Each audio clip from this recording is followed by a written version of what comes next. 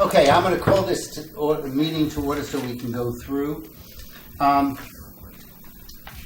sent out an early type of Volpe report without putting in the final numbers.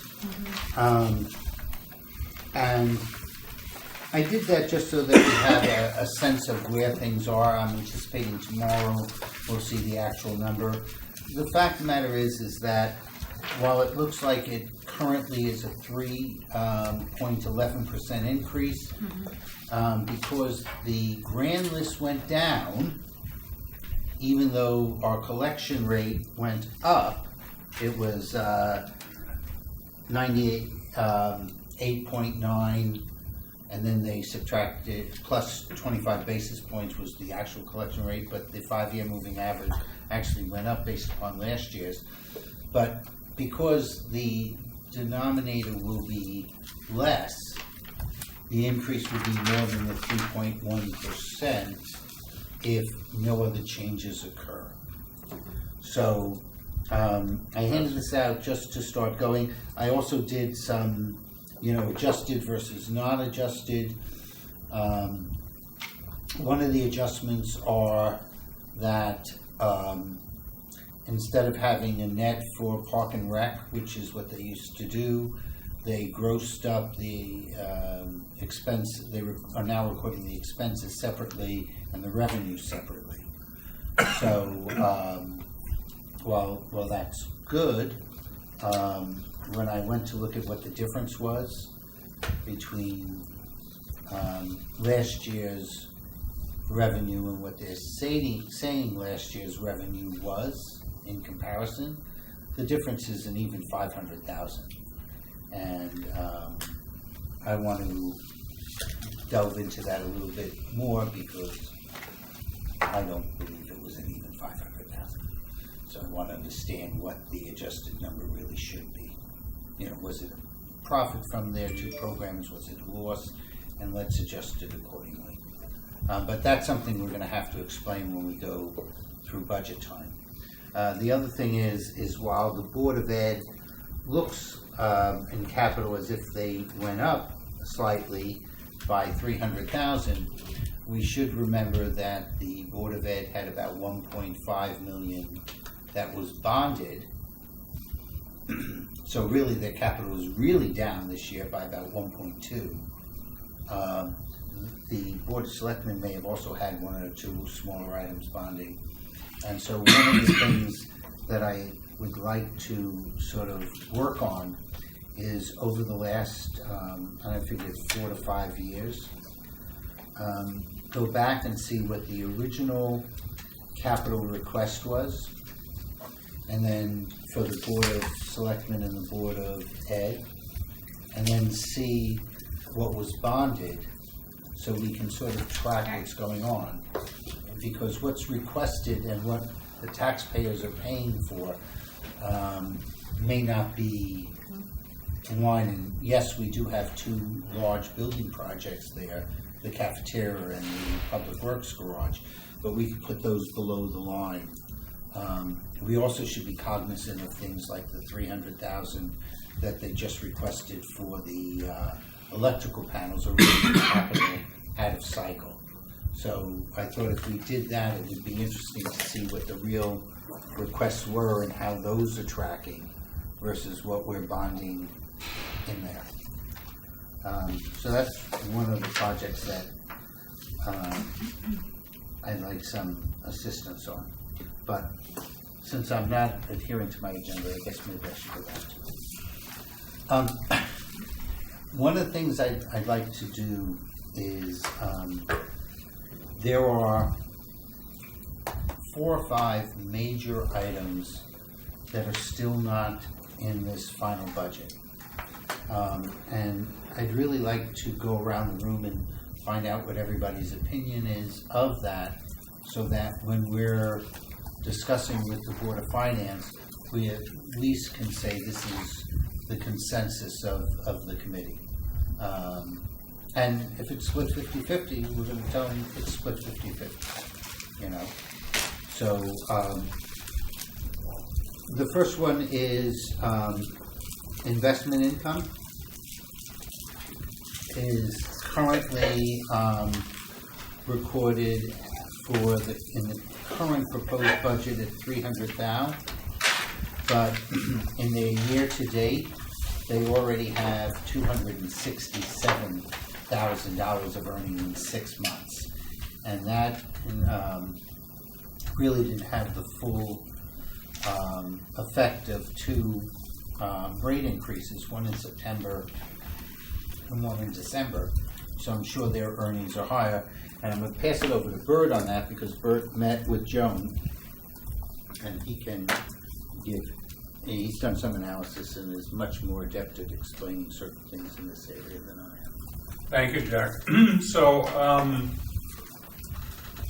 we know that interest rates went up, so it's surprising that when they had $267,000 in 1 year at low interest rates, they are budgeting $300,000 when we know it's in higher interest rate environment. That's for 6 months of the 267. Right. So that's your actual, for the first 6 months. Actually, when I came to see Joan, it was already higher because it included some interest income for January. The town treasury believes that they are well advised to budget very conservatively. And I agree with a conservative approach in general, or especially for Treasury, but in this case, I think they're shooting too low because it's obvious that other than interest rates are falling off the cliff, they will make a higher net interest surplus than they are currently projecting or budgeting.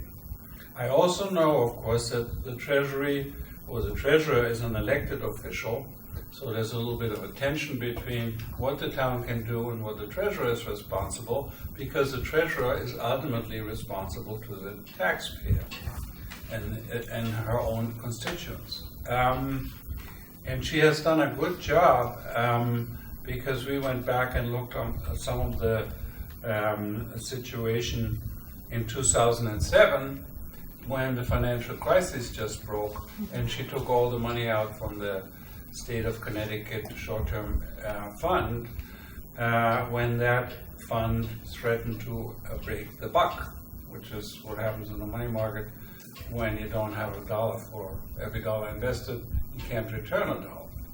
But nothing actually happened, so I did some research on that. The state had one SIV, a structured investment vehicle that they should not have owned. And there was an outlandish type of investment product that they peddled during or before the financial crisis. And that was $100 million. And the state lost $25 million on that. So they recovered $75 million. With the $25 million, they had to make up from the reserve fund. The reserve fund was twice as much as they needed for that, so nothing happened, and they have changed their ways. So one should consider if you could resume investing with the state, but that's really her authority. If you do invest with the state, you get the highest interest rate, short-term interest rate, backed by government securities that are available to the town treasurer under the existing guidelines. Other than that, I would be very happy to help to look at what the investments actually are right now. And if not only the budget number can be improved, but also the actual revenue. Because no matter what is budgeted right now, that's just an assumption for the next year. We don't know how much is coming in. We think much more. But if you budget low, that doesn't hurt your income statement. But what does hurt your income statement is you invest too conservatively in products that might not be the best product for the money. And so that's not something that we really should be worried about from FNB, because I think that should be dealt with by the Board of Finance, actually. Right. We cannot increase revenue on the Board of Selectmen. We have line item veto. We can veto any capital for either the Board of Ed or the Board of Selectmen. We can't play with revenue. My concern is that if you've already had approximately $270,000, and if I multiply that times a year, being that the rates are higher than they were when you started the first 6 months, you end up with $540,000. Recording $300,000 for revenue is a 3 basis point difference, approximately, to our taxpayers. And I don't believe we should be taxing for something where we're pretty sure our revenue should be higher. They should, at the very least, have about $500,000 in investment income, and to cover it. That's without even making any input as to investment decisions. It's just strictly budgeting estimates. It's So just what did we do to make the 267? Do we know? the same thing. She's laying it off at banks, essentially. You're putting it overnight money or long-term money over at the banks, and you. Because I heard some feedback that the rates weren't that high for overnight rates and stuff like that, or maybe they're changing. I know those can change pretty fast. She must have good reason to believe that she can't replicate the performance of the first 6 months. There's no reason other than I want to be conservative and I want to make the funds that I have. There is none. When There you is met none. with her, did she give the rationale for the 300,000? Well, it's 267 in the first 6 months. No, I know that. She thinks that she can't, she wants to be on the conservative side. And I think that, yes, she is an elected official and can independently really make a lot of these decisions. But as far as the budget is concerned, a budget is something that where not only the person who runs the fund has a say in, but also everyone else, including at that point the FNB, because we represent the taxpayer. We don't want the mill rate to go up any more than it's supposed to, because we want to be too conservative. In Well, the did estimate. she say she anticipates rates falling or something? No. Didn't And- the yield curve invert during that market blow up in December? Didn't we have a strange? I Yeah. haven't been in touch with it in a long time, but there's a reasonable chance, and you'd have to ask her. Okay. I think she has it in money market accounts. Now, what people don't realize is a distinction between money market accounts and money market funds. And since the laws have changed dramatically after the financial crises, most of these money market funds are government backed, including the one that the state of Connecticut offers. But the money market accounts that banks have they haven't changed much. The interest rate has not gone up at the same level as you would have expected it to go up when the federal funds rate goes up. So I know that I know 3 banks in Darien that still pay under 1% for money market funds. And so in order to get higher return, you have to really analyze the opportunities that are out there, provided there's not additional risk. We all know when you have lower return on your money, the assumption is you also probably have lower risk. This is something we have to look at. But that's separate and distinct than the budget.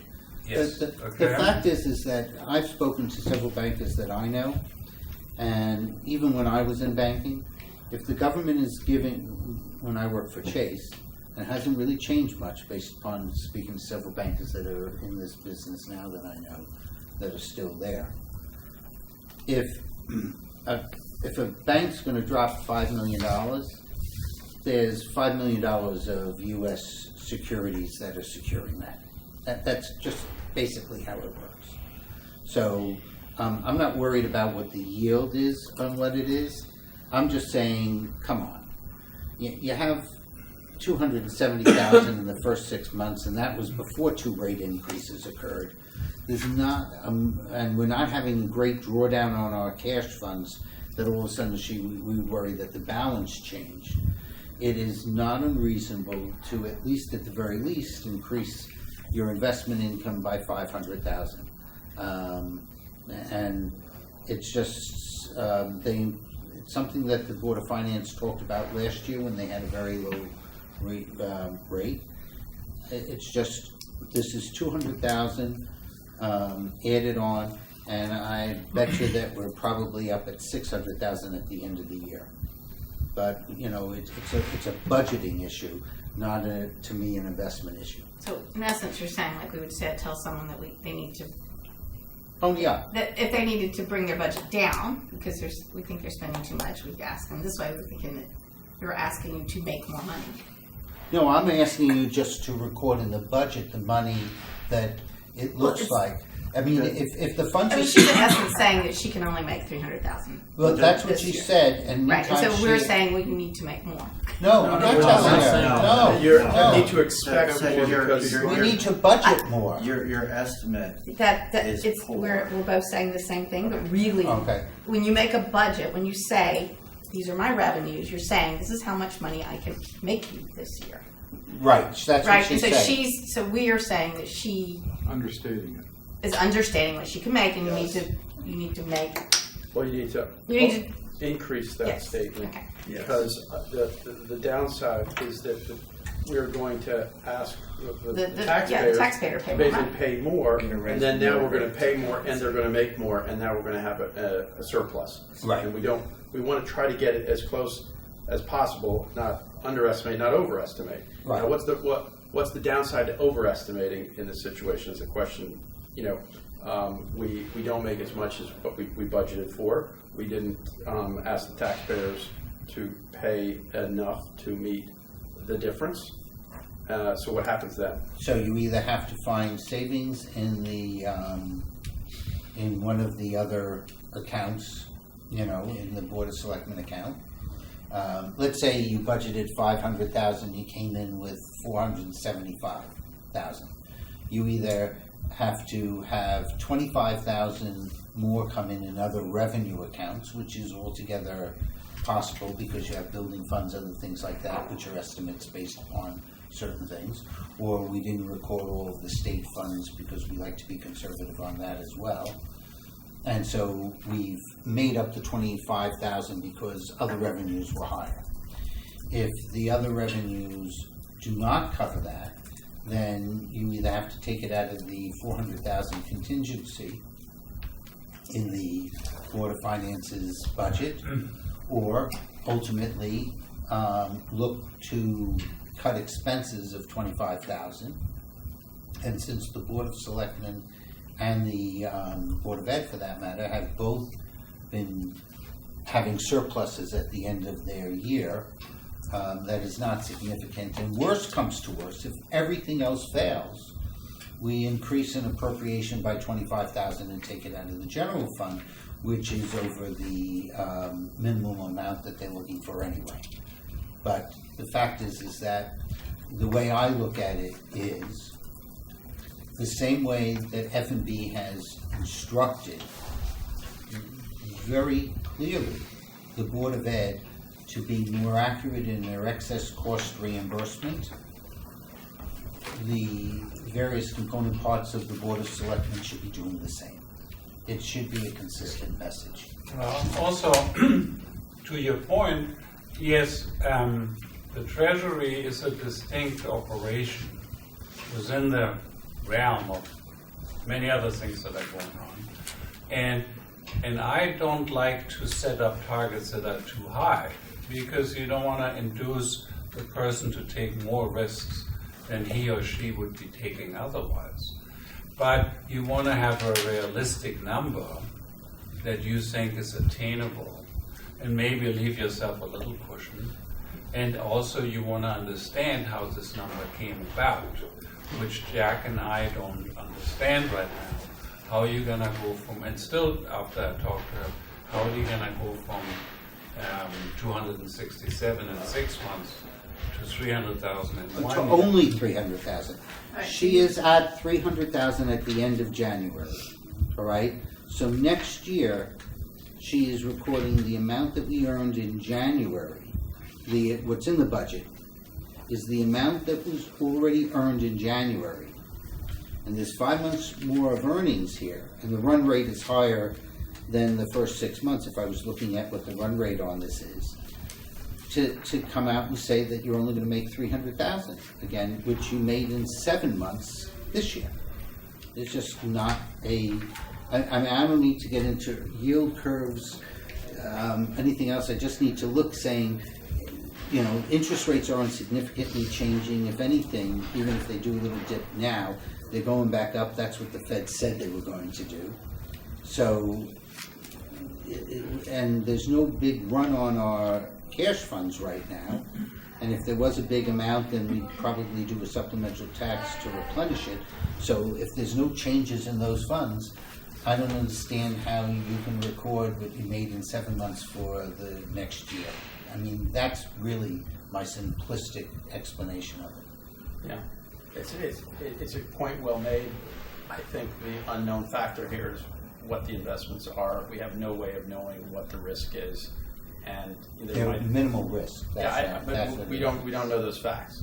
No, that we do know from what she's saying. She's putting the money So in there the are bank. all the, I think she has What- certain parameters as Right, treasurer. she's not just out there. She's not able to So- invest in a lot of risky things. Right. What's the trade-off in Okay. terms of going for a different estimate? So in that case, what you do in the private industry, and actually the not-for-profit that I'm working on now, and I used to be in the private sector, is you need to benchmark. You need to see, it doesn't matter if interest income comes in lower than you had budgeted. If interest rates have been falling off, there's nothing you can do about it. It's not like in the budget when they order the jerseys for their hockey team. They can order fewer jerseys and just use the old ones. But this is depending on things that we don't actually know, and it's correct to be conservative. But how conservative do we want to be, and against which benchmark do we measure?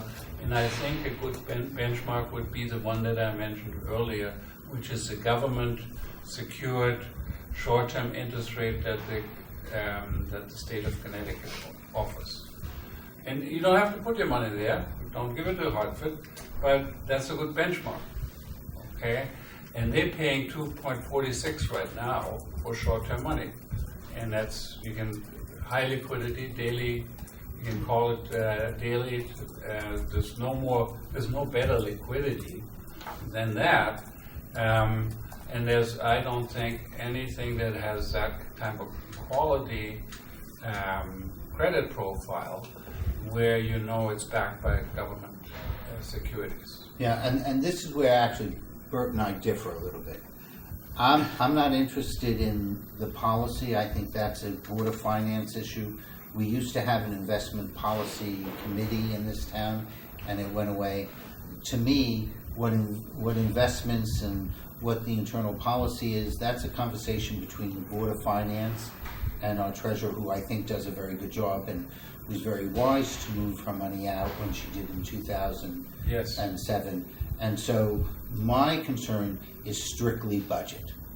And on the simplistic form, you have under-recorded your anticipated income for next year. And I'm willing to be conservative and, not say that you should put down 600,000, but I think making 500,000 there, which is an addition of 200,000 in income, is not a stretch, and it's something that I would like to bring forward to the Board of Finance and have them have that conversation. They did it last year, and they increased revenue last year as well from what was in budget. And to your point, Jack, that having additional income shown for budget would keep constant the current conservative philosophy is taken now, because the 267, I dare say, is probably based on very conservative principles of investment, and you're just simply saying the budget should reflect a full 12 months, full load of income, Right, not 7. without changing investment strategies or anything. Right, I'm not going into that you can earn more, that's a whole separate conversation, I like to keep that, I'm just looking pure budget, and as I said, 2 times 270 comes out to 540, so move it to 500, still have some cushion in there, a 10% cushion essentially. They're currently, Yeah, they're currently budgeting 300. about 50% of the expected, and you're recommending about 85% of the expected. Yeah, thereabouts. That seems more reasonable. Yeah.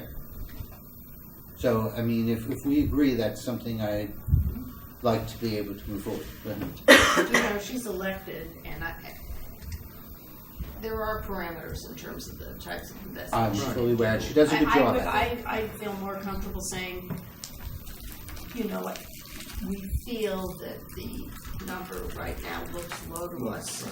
I would appreciate the Board of Finance meeting with her and having a discussion. That's all we can say, and that's all I want to be in the position Yeah. to say. I can't tell them a number. Right. I'm I not- don't want to take a sense of the meeting. No, I'm not taking a sense. I'm not telling them what the numbers should be. Not my job. All I can say is it looks low. And actually, Jamie mentioned that at the presentation that we had some concerns, but I believe it's solely in the realm of the Board of Finance.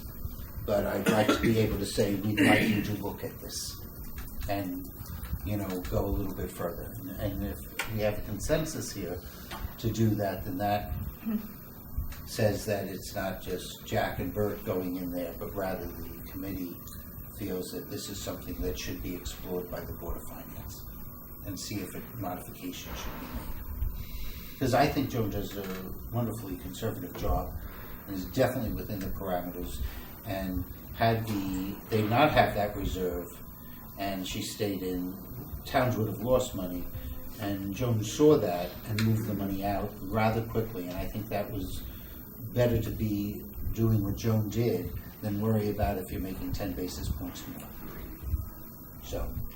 I guess I want to hear her rationale for the decision. I mean, she's got to have Give her a very call. clear reason for it. And I mean, there are reasons out there that I would respect and honor. I mean, So I don't mean to put you on the spot, all right? But I'm going to. I just really am. She already has $300,000 in here at the end of January. What could possibly make you think that with us adding to our funds and that we're not having any reduction in funds, the interest rates, I did hear that there was a little twitter that they might actually lower rates, but that quickly went away.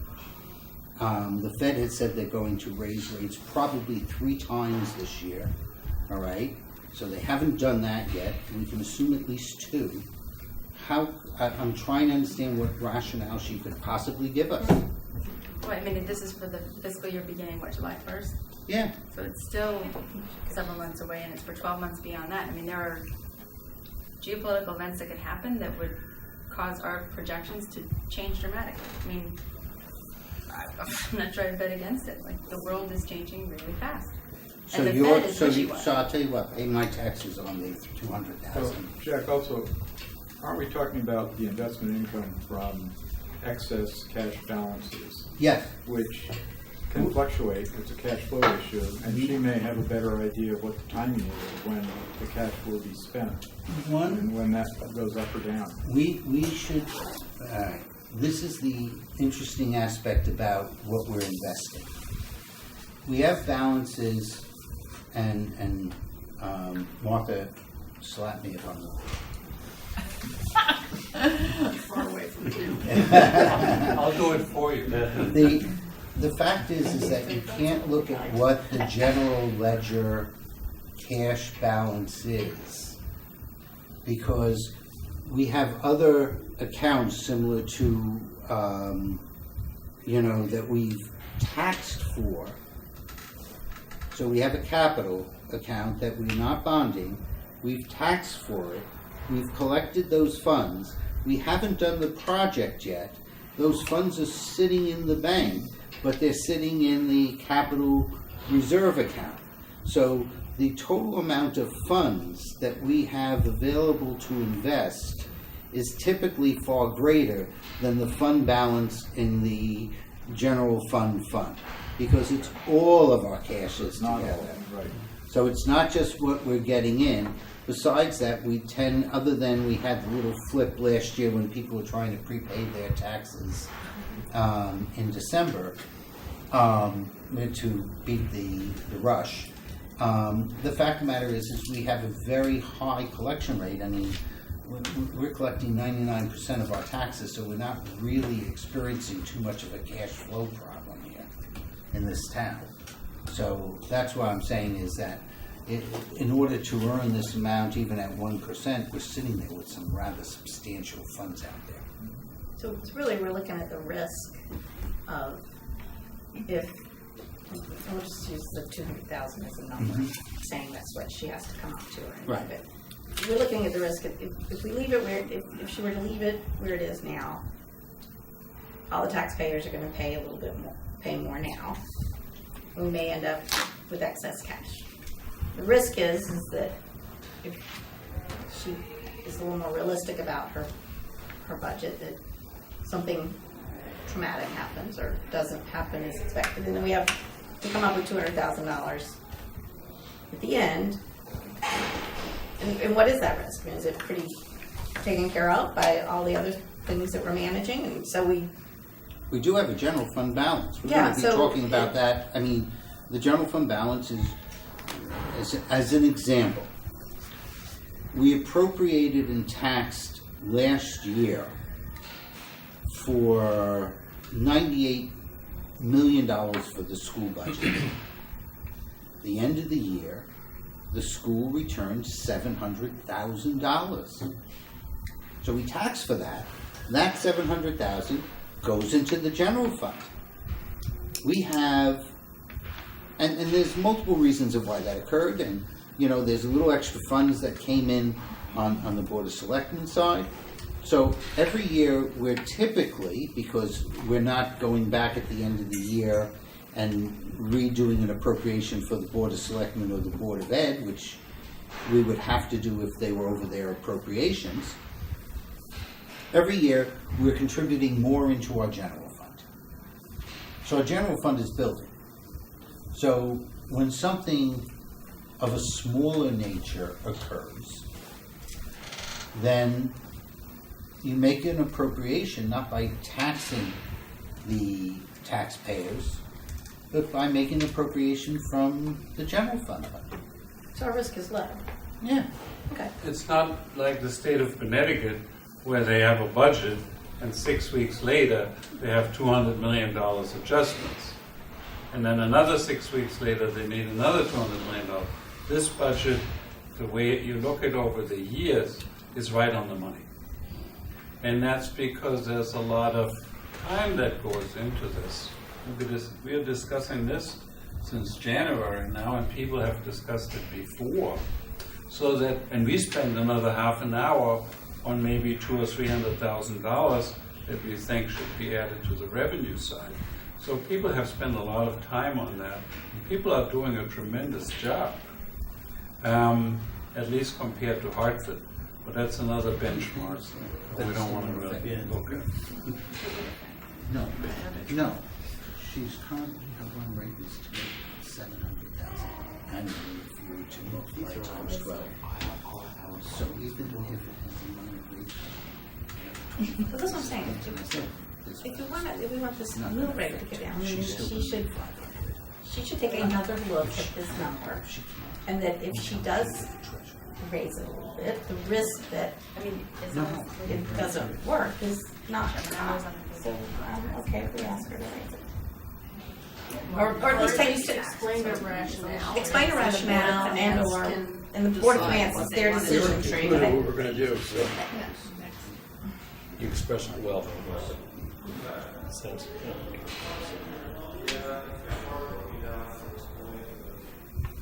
I'll show you. Okay, next item on the agenda. We'll go to a simple one. I am sure the Board of Finance will be discussing the extra FTEs at both the Board of Ed and the Board of Selectmen budget. On the Board of Selectmen budget, it's to add in 2 civilian dispatch, or 3 civilian dispatch, I'm sorry, and then redirecting the services of those civilian, of the current officers that are there, one to be a narcotics officer, so that narcotics officer can coordinate with the narcotics departments in both Stanford and Norwalk, which right now we don't have a dedicated person to do, which makes it a little bit more difficult. And then to add an SRO to the middle school, which has the Board of Ed support, has parent support, and based upon the input that we heard from some high school students that were there for a completely different project, said that in the high school you don't even think of this person as a police officer, but rather for certain people, you know, as we talk about the social-emotional needs of students, some people feel a little more comfortable speaking to that individual as opposed to maybe a teacher or somebody else. And so it's another support system that they were mentioning, and you know, they said he's a really nice person, and I think they already have somebody in mind to move over there. On the... Can I ask a quick question? Sure. SRs, are they there all day long, or are they just there for like 3 hours in the morning, or All day. All day. all day. all day? But because they're a police officer, they report into the police chief. So if there was a town emergency, I'll use that better than that, there is a chance that they might have to be pulled for something else if there was a major something going on. Although they may actually keep them at the schools to keep them there as well. But they are a police officer, and then when they're not in school, they do regular police duty. So, but they're trained Is to it do one dedicated person per school, so it's the same person same person every day? Yep. And what do they do all day? Um, I'm just trying to be, I don't, I wish I could give you an answer. I mean, I get that kids feel that they meet with kids and they talk to kids, but kids are in class. I mean, I think they're making sure that people aren't, I don't want to sound like they're a narc, but, you know, there's a lot of, make sure I get this term right, my kids will all over it. There's a lot of vaping going on, there's other things that are going on in the schools, so they're watching, making sure things are secure. so they do a little patrolling of the premises. They do a little. I'm just trying to understand what They also do teach, all- they've also been brought in to teach. So I don't understand. I can't tell you what they do, you know, that, but they have taught. Either health classes or sometimes Okay. civics kind of. Yeah, they were brought into law and government class, and they taught a couple classes in there with the professor brought them, or teacher brought them in. So they become integrated. They're in the cafeteria during lunch. They eat with students and other things like that. Which, if I was there for 3 or 4, And then what do they do in the shifts, I sum? would And then what do work they out do in the myself. summertime? They're cop. So that they come back on regular patrol or whatever needs to be done in the police department. Yeah. I mean, And at that point in time, they would get like any of their continuing education that they want to do to. Like I know they send the police off for. I think they do that. Well, And they wouldn't take them out of the school. They'd probably do theirs in the summertime. Kind of. right. Well, actually, that's one of the things that we found when we were looking at the police overtime. Was that I was surprised, but you know, it's very hard to do training, which are required. There's a lot of state training required for police officers. So, if they come in to do all the training that they need, and if it's done in a group setting, they're guaranteed, based upon contract, a certain number of hours if they're coming in to do training. So that may be that I'm having a training Saturday, and I have 4 hours guaranteed of pay time, and it's going to be overtime. So it's the equivalent of 6 hours. And that's part of the reason why the overtime is there, simply because you have to train and you can't be pulling them in off shift, or you have to replace them so somebody else is getting overtime. So that's when I started to look at the overtime and had a conversation with Captain and Police Chief, we were talking about the training.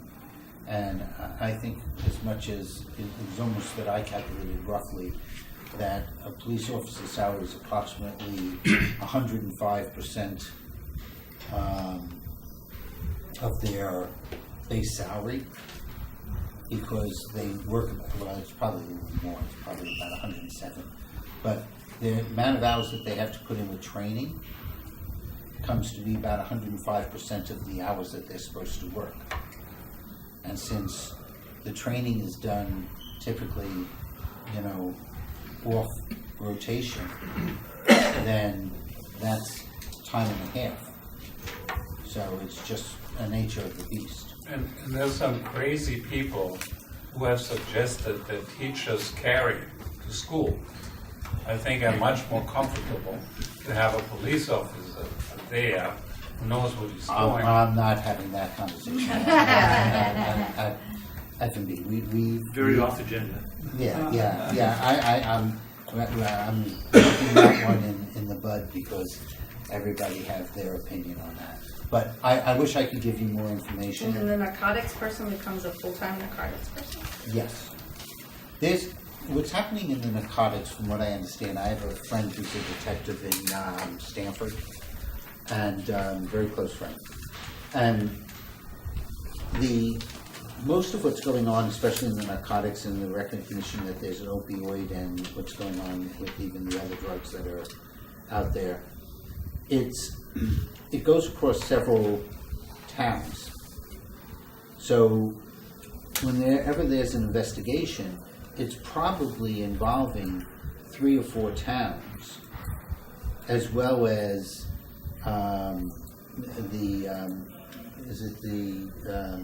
which of the Fed agencies is it that does drugs? DEA. DEA, okay. And I'll tell you, it was, just to do it, I was with a friend and we went to IKEA, and they have the food trucks over there. And so we stopped at the food trucks, and as we were at the far end, as we were walking back, all of a sudden, my friend and I had a gun pointed at us. And I'm telling you, I could see inside the nozzle as these cops came out of no place, including DEA and other things. And it was a drug bust of somebody, and they told people to get down. I understood. I took my female friend and moved her quickly away from that, and then we moved away. But yeah, so these are coordinated efforts. I'm telling you, I saw it all the way. So our narcotics guy will be working in conjunction with, so if there's an investigation, there's a dedicated person to work with it. And they share a lot of information. And right now, without having a dedicated person, they won't share information with us? No, it's not. You're not sharing it on a consistent basis. You don't have that consistency that's there. So I think that, since everybody wants to address the opioid crisis and try and get as much of that off the streets and other things like that, and for those who need help, get help, it makes sense. I know that Jamie is very strongly involved with this. My son is an EMT up in the New Haven area, and I can't even tell you how many things of Narcan he goes through in a week.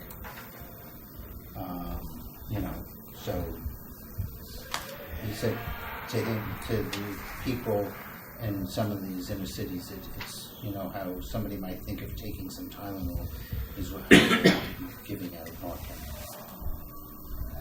So and he goes, it's not all in the city. It's widespread. So anyway, so it's a good idea. I just curious for everybody to go around the room and have everybody's feedback on the school psychologists or the addition of the staff. I know we don't like adding FTEs, but does anybody have a problem or have any thoughts on that? We might look like a bad guy if we did. No, I don't care if you look like a bad guy. I do it all the time. I think they both been discussed extensively in meetings, and I thought the discussions were intelligent and to the point. I support them. But the initial justification of the psychologist was a little bit loose, and then they brought it together and got good with it. Yeah, I actually thought Tara's presentation to the Board of Finance was the best summary of it that I had heard today. I told her. I just think that the most propositions at the town level and at the school level have something in common. They're the sign of our times. You know, and you can see that the justification comes from what has changed all around us. And so I think it behooves the town and the school system and us to support it. Yeah, I think we're actually behind. I think Jamie mentioned that as a community, we're probably a little behind some of our peer towns on having SROs in high schools and middle schools. Jack, I support both. The only question I have is when it comes to the dispatchers, who will they be drawing off of to populate these 3 civilian dispatchers? Who will be, do we have any ideas, any explanations? Retired policemen. One option is retired policemen. That's why you can go and not go into the defined benefit plan and you have that other contribution plan because they can do that. But they can also, I mean, I know a dispatcher in Stanford Police Department, and a regular person, that's their job. So, you know, there's certain skill set they have. That's why I think Jamie calls them a communicator, but, you know, if you're dispatching and that's what you do, there's the proper way to do it and other things like that, and there's a consistency there. Not that the police officers are doing a bad job at all, but you know, when you're doing something and this is what you're trained for, you may be doing it slightly better or more efficient. So, anybody else? Okay, so You're gonna open it up to all, are you referring to all FTE conversation, or just those 2 groups of FTEs? There's also the department heads conversation, right? Like, it's the only other no, thing. that's we're not talking about that. That's in, and we're not changing that. I mean, we can talk about it, but I don't know what we're going to accomplish. I mean, isn't all the rest of this in too? Like, what do you? No, because we That's can make actually it not because where, you that's can't actually have not where I was FTEs. going. Okay, That's but go ahead, David. That's not I'm where I was sorry. going. Okay. What we heard from Park and Rec was they have 2 new parcels of property and therefore they need to replace a body, right? That's by the way is part of this, so that's very much so. That's one of the additional bodies.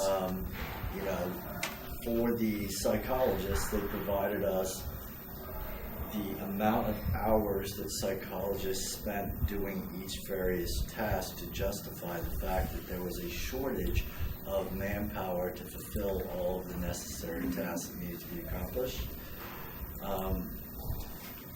All we heard, or all I heard from the Park and Rec team was, we now have high field and we have, you know, short lane and we need to take care of them, so we need to replace this body.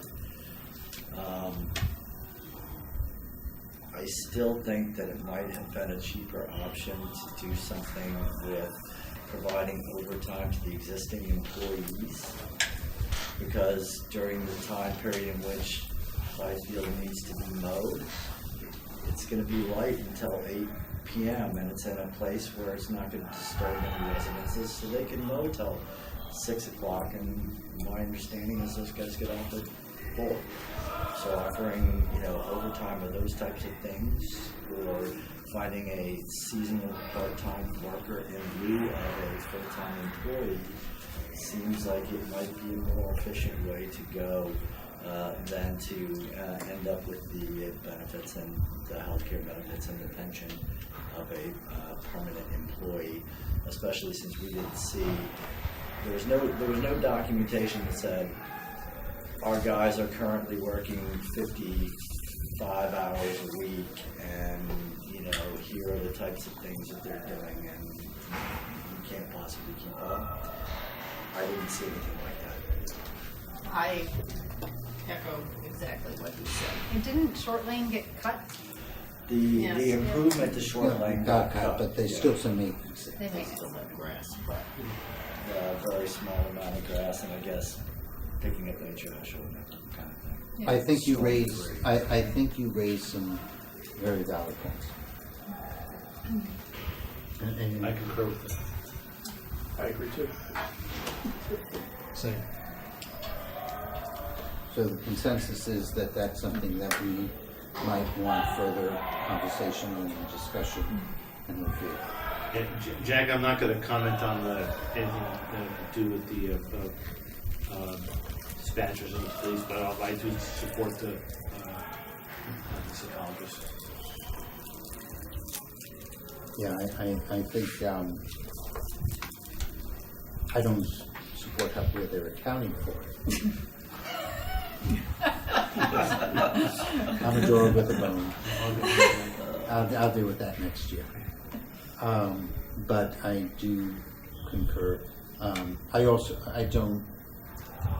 believe once they go and they start looking at it, and this is something that I've spoken to both Taylor and Stacy about, I believe that the new school psychologist will probably not be working 50% on special ed or 504s, but probably closer to 60 or 70%. I think that we're delivering services now in conjunction with our IEPs, but a lot of work is being done off-site by our school psychologists. Because if they're supposed to be working 36 hours in a 6-day week, and the analysis we got showed that they were working closer to 42, which made me believe that they probably lied about that, and they're working about 48. When I did the numbers, and something that Deb raised, Deb Ritchie on the board, that I think that they have a need just to deal with the special ed 504s and to make sure that that's being met within the contractual guidelines. So that's not to say that teachers don't go home and do lessons plans also, but within reason, I think that the school psychologists are really putting in a lot of time so that they can handle everything else. So I'll just state for the record that I'm in full support of the psychologists. The number of hours they're working and the number of hours we need to, have when anyone's working isn't so much a concern for me as the proactive work that they'll be doing in the classrooms and the positive impact they should have on both the children and the budget in the future by putting them in. So I'm glad you raised that. That was a point that Dennis mentioned, and that if you want to address some of our quote-unquote special ed needs or other things like that, working with children earlier, the whole thing with the SRBI is that whole same concept. The earlier starting to work with families or with children or other things like that, or just a little skill here, a little skill there, with the teachers, may in fact have a child not have other problems that then have to be addressed down the road. So if you're looking at what can we do proactively, this is one of the things that I think is a proactive measure to save future costs down the road. Yeah, glad you mentioned that. Okay. On to, I was thinking the investment income had a long conversation right to this one. There is a request by the Board of Selectmen to set up contingency for approximately, I'm going to say 450, but I believe it's 435,000 for our normal pension costs that are currently being discussed at the state level. the total amount would be phased in over a 3-year period. And I do want to make my one comment first, so I don't lose it. I looked at the towns that are paying more for their teachers, and lo and behold, when I go to any of the school rankings, they're the top schools in the state. And in fact, in our DIRG, 8 of the towns, with the exception of Joe Barlow, which is the combined high school, the regional high school 9, combined of Easton and Reading, all 8 of our DIRG are in the top 10 schools. On the list that I looked at, they were 13th, Joe Barlow, because regional high schools are ranked 7th. And so part of the argument is because we pay our teachers more, we have better schools. Well, that makes sense until you look at the fact that we're paying 13th. By the way, we're in, out of our schools, we're in the bottom of the towns because they don't count Joe Barlow separately. Only Easton pays a lower premium, and that could be on the longevity of your teachers and other things like that. But Stanford's payment over the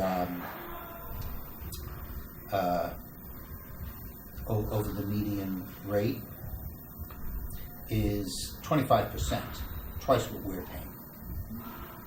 And they're not ranked in the top 100. And Norwalk also has a similar situation. And they're also not ranked there. So the concept that we pay our teachers more, and that's why our schools are better, doesn't hold a lot of water. I also looked at schools such as Farmingdale, Avon, Guilford, all of which are top 20 schools, Glastonbury in the state, and our mill rates fluctuate. So while some of them are low, some of them are still 30 basis points or higher for what they're paying. But the other interesting thing that I wish would be mentioned time in and time out is that while it's nice to look in a vacuum and say that because we pay our teachers above the average that we should be paying into that pension plan more, the percentage we're above, 99.5% of our taxes go to the state and we don't get it back. So where are they going? Well, let's see. They're going to pay for everybody else's pension plan, so we're almost paying twice. And that's the fallacy of what's going on here. I'm not going to mention the gentleman's name, but his suggestion on how he wanted to do regionalization was a little bit crazy. You can figure his name from there. He one time made the statement that New Britain has twice as many students of Greenwich, and yet Greenwich's pension liability is twice that of New Britain. Well, yes, if you look at it from that perspective, that is correct. However, the town of Greenwich provides 10% of the total taxes received in the state of Connecticut. How about you take some of Greenwich's taxes and put it towards their pension plan, as opposed to New Britain, which gets back $4 for every dollar they contribute. And the state, in my opinion, should spend a little less time worrying how towns should be run and worry about how the state is run. Because that is part of the problem that we're all dealing with, although I'm not opposed to paying for pensions for our teachers. So the question then becomes, what is currently ahead of legislation is that we would pay a certain percentage for the next 3 years until we paid essentially 25% plus whatever we're over the median teacher salary, whatever that percentage is, into our pension plan. And it looks like we start with $400,000, and it's like a third, and at the end of year 3, our contribution would be an incremental $1.2 million of taxes from the town. The question is not to debate whether or not. Every year. Yeah. The question is not to debate that one way or another. They don't want. There's a concern up in Hartford of making us pay for the full pension plan, because if they did that, many of the towns could then argue, tell you what, we'll take on our own pension plan and we'll manage it ourselves. If we have to pay for the whole thing, we'll manage it, we'll negotiate it with our local teachers, and they've heard that from several of the towns, especially, not just downstate, but some of the other schools, because we do that now with many of our other unions. So why don't we take it, give us whatever you can attribute to our teachers now, and we'll just fund the rest of it going forward, and we're done with your plan. And I'm all in favor of that as well. I think it's a lot better for the town to do that. That being said, the question that I have before us is that the Board of Selectmen requested the Board of Finance to consider adding a contingency to this budget for $435,000, even though the legislation is not complete and the dollar is not done at this time. So I'd like to hear other people's thoughts, and I'm going to go to Stacy first because that way I can have my thought expressed, since we share our opinions. And I'm shaking my head no. I don't want to tax people before we know what's coming from the state. I've heard, we've discussed when this happened a couple of years ago, when this was suggested a couple of years ago, we also discussed having a separate state tax, so that we could put, this is what it costs to run your town. This is what we're getting taxed from the state. I like that. What do we add? I don't doubt that something's going to happen. I don't know what it is. But at $400,000, I believe we can handle that in our existing funds. And worst comes to worst, we can replenish the general fund by taxing next year for whatever it is that we have to double up. Yep. I am against taxing our citizens for it. I'll also say that there's a little bit of a complication here, because I believe that the expense should be in the Board of Ed budget, not the town side. The Board of Ed teacher pension. The other part is if you... You can't add it to the teacher fund, because if we add and increase their appropriation by $435,000 and it doesn't happen, The other part is if then you... I have to give it back. They If can you- spend it somewhere else. You got it. Sure. The other part is if you put that in, you're kind of sending a message to the state saying you're okay Yeah, with that. I definitely agree with that. Yeah. You're saying like, well, But I hate the supplemental tax strategy, so if we can avoid that by using, I don't think we need to do any tax in the first year for Not the first year. $400,000. not the first year. What is the timing, if it happened, what? I don't think we would know until June, okay, which is after our budget. If this was $1 million, all right, I might be more willing to have a conversation to see whether or not it's that. But, and again, we don't control the general fund. That's the Board of Finance's purview. But I think that it was important for me to hear what the committee was thinking on this, so that when we're having conversations with the Board of Finance, we can say, this is what F&B believes. We can cut that, by the way, at budget if we don't agree. The other concern I have is sort of like the devil's in the details, where I have no problem paying pensions to people who have earned it. I want to honor that. However, if we have a teacher who worked in Norwalk for most of their career and then came to Darien for the end of the career, are we liable for that whole pension obligation, or is Norwalk going to be liable for some of it and we're going to be liable for some of it? Do you want to answer that? Because you...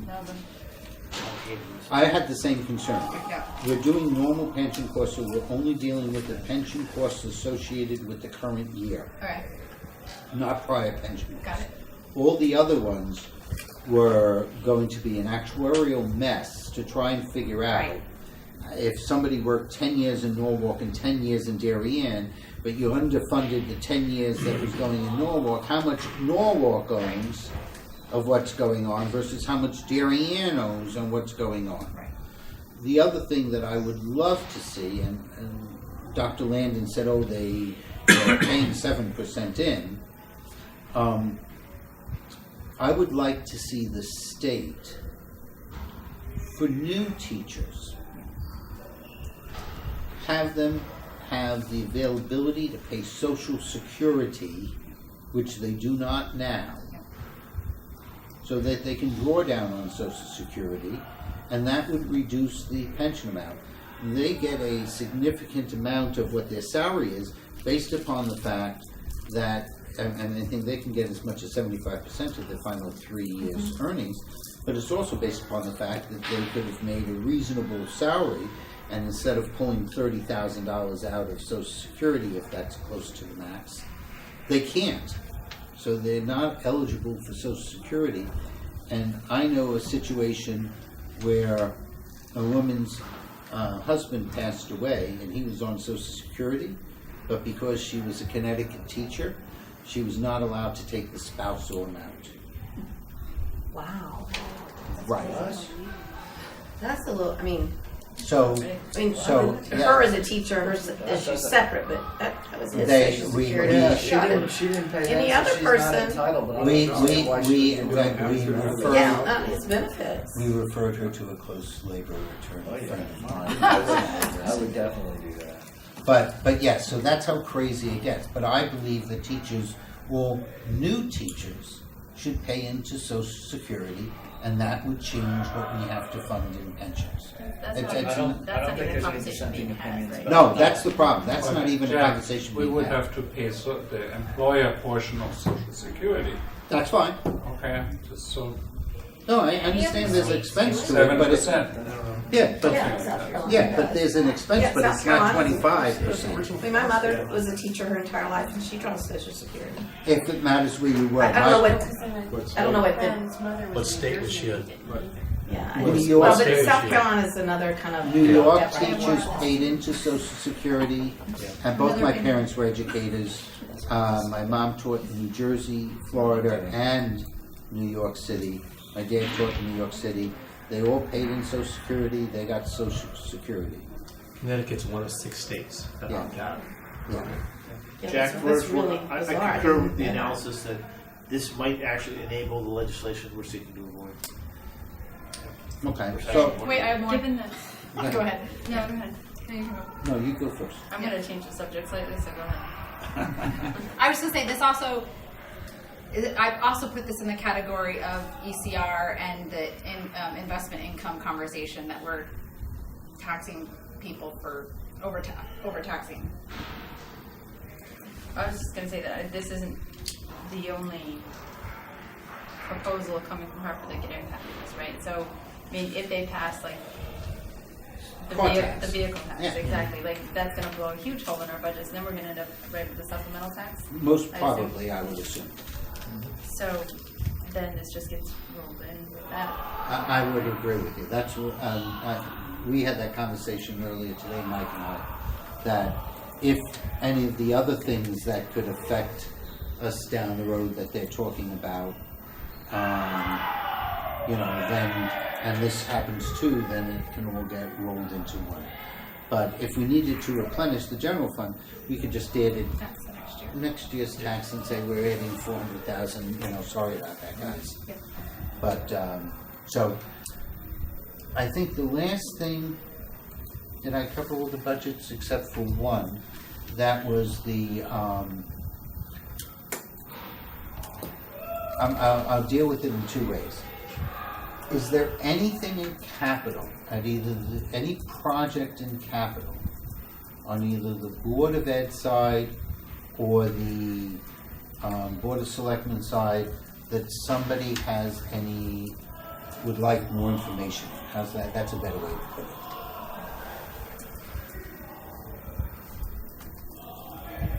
I would like to explore the police cars. I heard Jamie mention that, we were involved in moving them to a 3-year rotation several years ago, and they did it kicking and screaming, but it turned out not to be a problem at all. We even put extra money, some people have heard this, in a maintenance account for them, and it was never touched.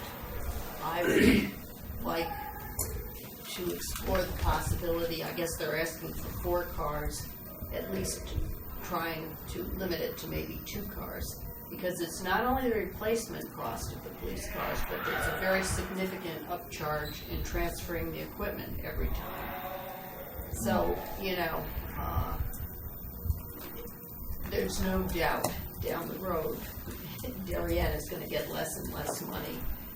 So it may not be significant, but I think we have to look at areas where possibly we can make some savings. If I'm not mistaken, I think that Jamie also mentioned, or maybe John mentioned, during the presentation, was it last Tuesday, that I believe the governor was looking to expand the car replacement at the state level from 3 to 4 years as a way of doing savings.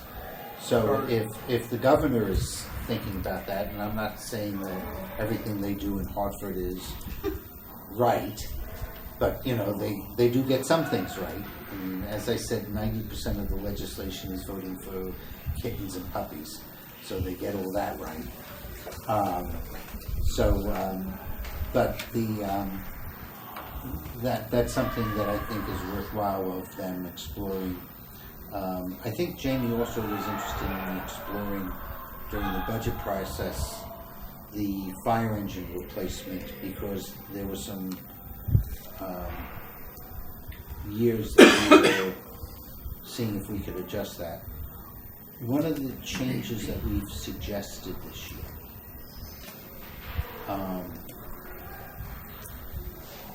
in the past, for several projects, the Board of Selectmen would accrue going over a number of years.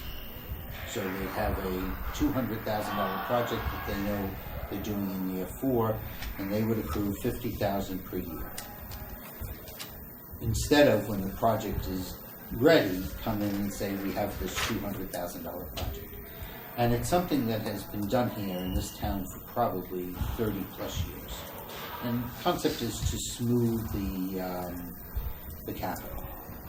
But I like consistency. So if the Board of Ed doesn't get to allocate things out, the Board of Selectmen shouldn't get to allocate things out. And so we did some challenges on that this year. And certain things were taken off, or as we suggested, we have no problem with moving things forward. So in the case of Ox Ridge, they moved the 2-year accrual forward. I believe Short Lane had about $200,000 or $300,000 in 2 years, and that's to work on that. And so they deferred that to the next year to look at. But that's one of the things that I want to have a further review of, to make sure that the only thing that we're accruing for is the public works and the fire engines. And then someplace down the road we can ask why we're accruing for fire engines and not just bonding. Well, aren't we accruing a town hall capital reserve? Yeah, we're looking at that too. I want them all looked at. I think that, I understand that there's certain projects that, and I think some of the reserve is that they have it, but, when you're seeing I've accrued this and I have this running amount, I have a little problem with that. It may have worked in the past, but we need to relook at some of the things that we're doing going forward, as we're going to have greater expenses coming from the state. And,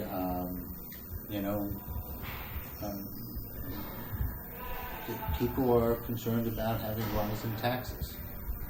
You know, especially in this environment and with some of the changes that have gone on. So, you know, we can challenge. Doesn't mean we're going to get it, but we'll raise those areas.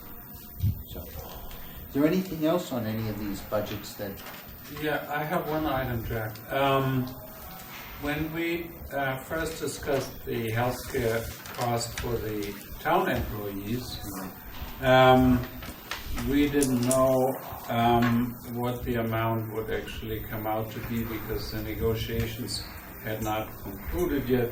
But they have in the meantime, and actually the town administrator found a few $100,000 in savings in negotiating this.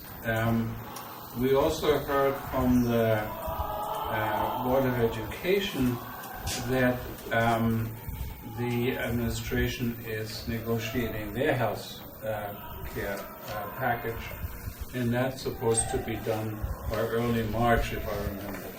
I usually expect it to be in the middle to late March, so I think we're a little bit ahead of that. So we know nothing about that, and we don't know where that is going. But it would be interesting to know if a few $100,000 can be found there also. Well, what I'll do is I will. I'm sure we're going to see Tara tomorrow. Okay. And we can ask her what the status is of the healthcare, whether or not it's the firm number. But Martha, jogging your memory, I thought that when they came in, you know, occasionally they would do their adjustment to the healthcare at the Board of Ed. I thought that was mid to March. Yeah, I thought it was in that time frame when it would come out. That's what you always say.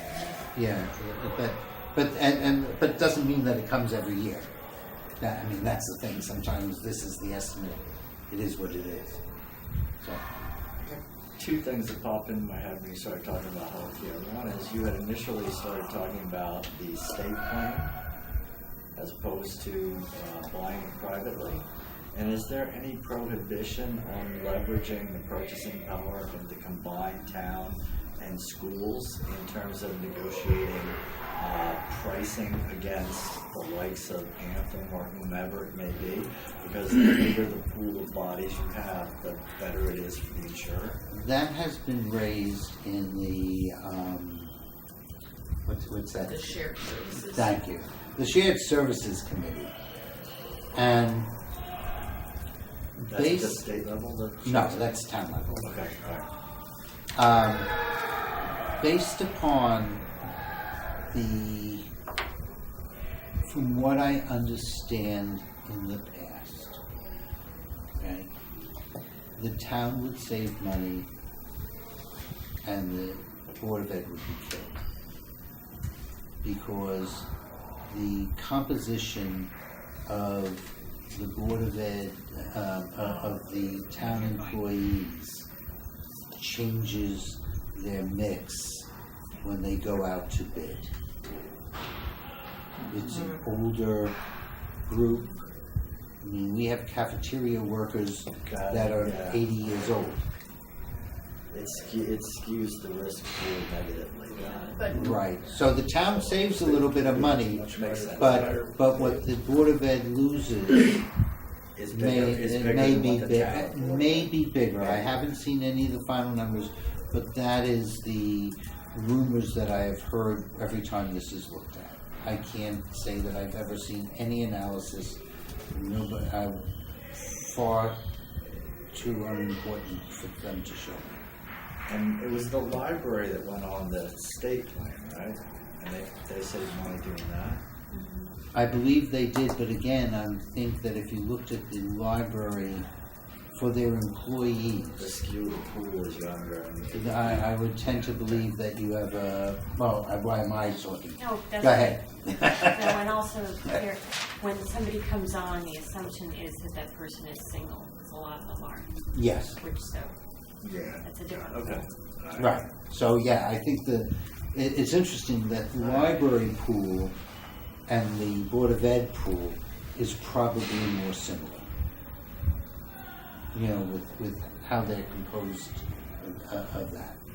So that's why the library was able to save money.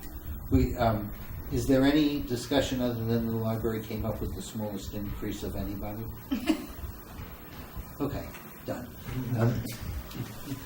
One other random thing is OpenGov, they did a good job, the town, pretty cool.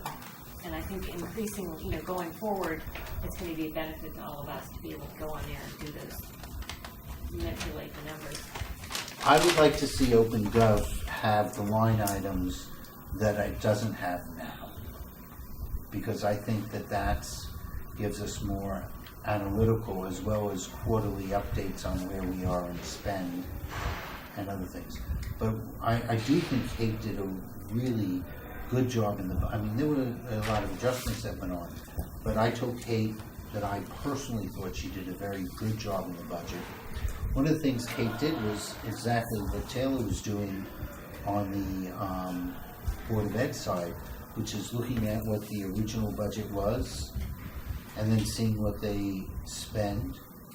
And it reminds me of one of the Raiders movies where they're choosing the cup, and as Kate said, some people budget poor. So, and others budgeted fairly well. So that gave her some flexibility when she was looking at the budget. And so it means like something that what Taylor's been doing on the Board of Ed is very helpful on evaluating the budgets and that. I quickly want to just cover 3 more things, and then we can call it a wrap after. Well, all right. First, why don't we do the minutes first? I mean, have order, but that way we get them done. Were there any changes to the 2 sets of minutes? One done by somebody who knows what they're doing, the other by the acting person who just tries to get something on a piece of paper. One was longer than the other. We had more things to discuss. One was somebody who knew what they were doing. Is there any problems to that? If not, can I have the meeting of February 7th? February 7th. Do I have somebody move it? David? And second? Second. James. All in favor? Remember, anybody who wasn't there, you can't vote. So, By the way, Jack, that has changed. The rules of Roberts have changed. You are allowed to vote even if you were not at the meeting on the minutes. Because you don't vote, you vote on the veracity of the proposal or the document and the trustworthy of the person. So you can vote now. Okay, then I vote. Okay. Tammy, you want to? can I look up the meaning of the word veracity on minutes that I've got? All right, the meeting for the 25th, do I have a motion to move? Stacy? I was there for that one. And second? Second. Okay, James, all in favor? Aye. Unanimous. Okay. We have a couple of little projects here. Iris, I gotta tell you, when I read your email, what was number 2? Oh, that's the one about the lease on the town land. Okay, we have something that we're looking at least. We're doing some preliminary work. I'll get you involved with that with Mike so that you're aware of what's going on. That's Okay. all I'm gonna be able to say right now at this stage. So it's all preliminary work. So we'll bring you to the. Fine, I just wanted to answer your email, so. Okay, super. So we have that. What was one of them? The motions that we did on the reserve will be addressed hopefully by April. Wayne has doing the final look at the final thing, so the reserve accounts will all be basically completed. On the convenience fees, it's really becoming, David gave a very nice rough first look at of what's going on. We haven't had a chance to talk a little bit, but my vision, I think it was pretty much here with the same thing that David had, is that there's several parts to it. One is, what are all the payments we're accepting now, regardless of how we take it? So some of these we're not going to be able to take anything other than cash. That the example I heard earlier today was if you go to the town clerk and ask for a fishing, hunting, and trapping license, all right, and you as an individual get all 3 of those licenses, the town collects the money, gives it to the state, and the town gets $1. If 3 people go, and one person goes for a trapping license, one person goes for a hunting license, and one person goes for a fishing license, so the same 3 licenses being given out, the town gets $3 for processing that. The rest of the money all goes to the state. So we can't even take anything but cash or a check, because I don't know if it's legal for us to even do a convenience fee to any of those other items. So one of the things is, what are the current payments we're doing now? That's one thing. Second thing is, what are the payments that are here? Because I was talking to somebody about settlement finality, and why in certain cases you do a Fed wire or even a CHIPS payment, because at the end of the day it's settled by Fed wire, and there's a difference in settlement between ACH or direct debit and that, because there's a callback period you're allowed to have on an ACH payment, so which you can't on a Fed wire. It's immediate available funds and it's final when sent. This is what I did for 10-15 years at Chase. So it's looking at all that, whether or not we can even do Venmo, what type, should we be able to take a PIN for a debit, because a debit transaction is less than a credit card transaction. And so there's all these payments, what are the finality, what are the settlements, and what's going on. Then a look at what we are currently doing, all right, who's charging, who's not, what are the fees that we're paying, whether or not we don't have 4 different merchants here, which means that we're paying more. I'm pretty sure we are. And then there's the various economies and other things like that. So that's a whole look at the whole project, of which convenience fee is there. I mean, Iris, you mentioned, why can't we do a direct debit on some of these payments, which quite honestly is one of the lowest cost items for a bank to charge a commercial customer, of which a government organization is. It's even less than a debit card. And any time that you're doing a bill pay, it's being paid by ACH, I promise you, unless they're writing a separate check. But that's why it takes 2 days, but it allows all these things to occur, and we're not taking ACH currently here. Direct debit, sorry. Debit direct. So there's all these things, and we've been asked to assist the Board of Finance in working with Rob Cordone and Diana in moving this along, which is very similar to what we did in the reserve. So anyone who wants to chip in with Dave and myself, even if it's just taking a small part of that, it'd be welcome. So, because this is another loan that I don't like giving up on. I think we're paying about $300,000-400,000 a year in bank fees. At a bare minimum, consolidating the processors will save us money. Even if we don't get to the point where we have convenience fees for everything. Right. But and then there are people. I think I was speaking. I may have been to Palin, but there are enough systems that allow you to front end all of our payments and then feed into the various systems that they need. And so that would be nice to look at. So anybody who's interested in teaming up with us on that would be much appreciated. We can use some analysis and work of what's being done to move that on to help the Board of Finance come up with, to me, it's an overall cash management policy. It's and how we're going to be dealing with the future. We have more and more millennials coming in here, and a lot of us transact business with our kids on either Zelle or Venmo anyway. I don't think they know what a check is. You know, that goes with a payphone, and they don't understand this either. So, but or 45 for that matter, or why record labels mattered at one time. But anyway, so that's it for me. Is there anything else that anybody wants to cover? Were you gonna talk about number 3, the bag ordinance thing? Oh, that's the one I keep on forgetting for good reason. Sorry. You can just table it, I'm okay, but I don't know if you... No. I have, and I apologize, and if you guys want something different, you can tell me and I will renege. The bag people, or the no bag people, yeah, the bag ladies,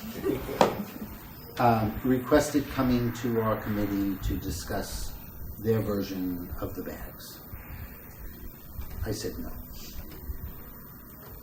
I said that, number one, most of us are pretty knowledgeable of what's been going on in town. Number two, unless you're going to speak to us about the finances, which you guys don't have knowledge on, that's not our purview, and you don't get to market your concept through every committee, because that's just not how the RTM should be working. So I said no. We have enough to do. They also, by the way, congratulated us in early February for being done with the budget because the Board of Ed voted on it. Told me that they have no idea about town government because we were first starting our work then.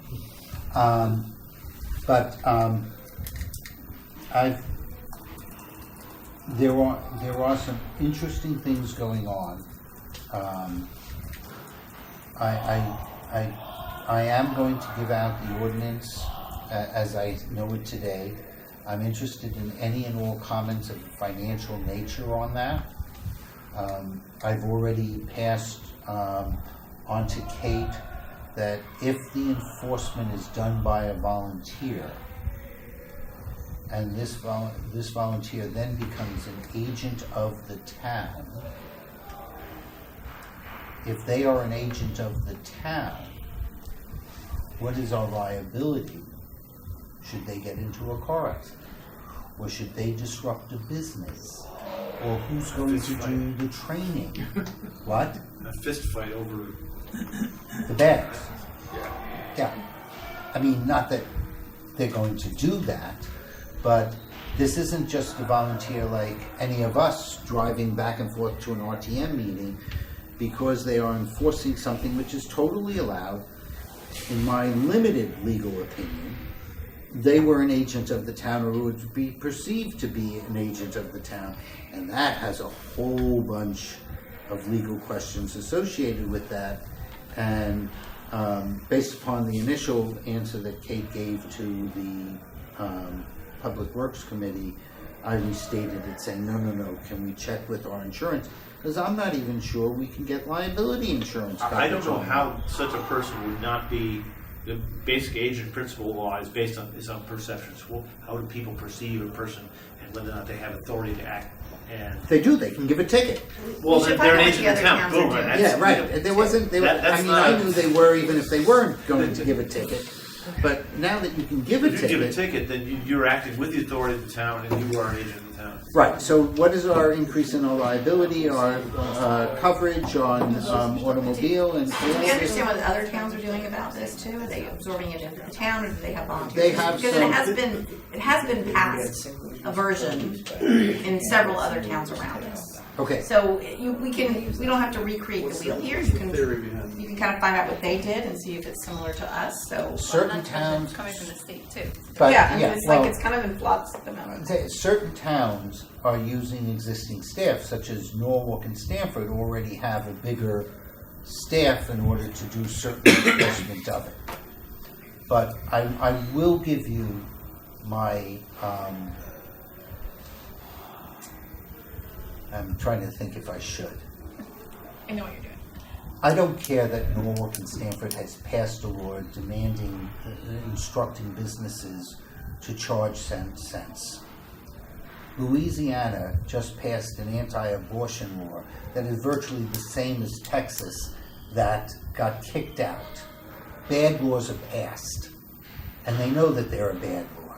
Louisiana knows it's a bad law, and it's in front of the Supreme Court. And just because Louisiana passed a bad law, I'm not suggesting that Connecticut do the same.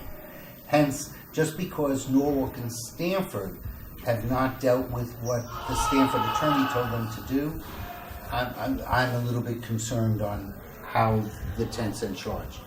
I did ask them whether or not that 10-cent charge is a taxable item. While it's not our job to tell our merchants that it is or it isn't, I'd love to have a ruling so that if they are getting it, they understand what the tax implications are, because there's certain clothing stores that if you buy under a certain amount on a certain day, that it's tax-free before the school year. Well, are those 10-cent bags still taxable? I mean, Everything's gonna be taxable. well, but right now they're not. Right now they're not. So that's something that we should understand. The training is something that Kate is concerned with. What the reporting requirements are. How do they, if they do provide a fine, how do they get the funds in? What is the payment mechanism for that? How does it work into Munis and other things like that, all of which have costs, and this is supposed to be a zero cost. If in fact the governor's proposal, I'm for banning bags, so I should say that, but his proposal is that it's a 10-cent charge and the state takes the whole thing. That's not the California method. California method is there's a charge. The merchant gets to keep some of it, and some of it goes to the state. That, I'm assuming, is going to be the compromise here. But if there's a 10-cent tax coming in from Ned, and we have a 10-cent you should charge requirement, then are now these bags costing 20 cents? Wouldn't you revise the ordinance? Well, I think that actually we should defer the ordinance because until we know what's happening at the state level. Coming at this from a different angle, and I might be really dated in my knowledge, but I remember a while ago that we were paying for every ton of trash that we put up, but we were getting paid for every ton of recycling. Now I know that China's not taking our plastic anymore or something along those lines, so is that still the case? Like even if we're putting plastic in there, we're getting paid for it? No. We're not. It's interesting because it's clogging the machine, so City Carting, who does us, are not accepting bags. But I just went to a new garbage refuse collection for the house, and they are taking plastic bags, but I don't know where they're dropping them, and they're taking it in the recycling bin. Virtually every town, our contract isn't up yet. I think we're going to experience this next year. There was a recent article in The Advocate talking about the differentials, but virtually the only thing that really is still being collected, which is part of the reason why single stream might not work for this, is corrugated cardboard, because that is processed in the United States, and that's still being used other than pizza boxes. That shouldn't be in there anyway. But when you put corrugated into the rest of it, it doesn't necessarily get outsourced. In addition, glass is finding no home anymore. And so some state legislators have asked for the state to take on recycling of glass. That's part of the reason why, because I was reading some of the things there. Some of the changes where, like a town like Stamford, I'm going to make up numbers, might have been making $200,000-300,000 on their recycling, are now paying $300,000. So they had a list in this article based upon that change, based upon contract, where there's been some significant changes to some of the towns. And while this didn't happen to us this year, I would anticipate that when our next city quality contract comes up, we're going to see a revenue source become an expense source again. that it's just happening throughout the state, and some of the towns have asked the state to assist the municipalities by figuring out how to recycle some of this stuff, or help them out. So, if I find the article again, I'll pass it around. It was rather interesting. Anything else? Okay. Before, one other question. We're pretty much done with budget, aren't we? Yeah. I mean, we have a couple of things for the Board of Finance to figure out. Yep. But, so, unless something new comes up like the reserves, I don't see any, I mean, we're really far ahead of where we were in the prior years. But, does everybody agree? Yep. Okay, that means less meetings. Well, if there's any changes, all we need to do is to update the Volpe report, right? Yes. Okay, now I'll take a motion to. Motion to adjourn. Thank you all.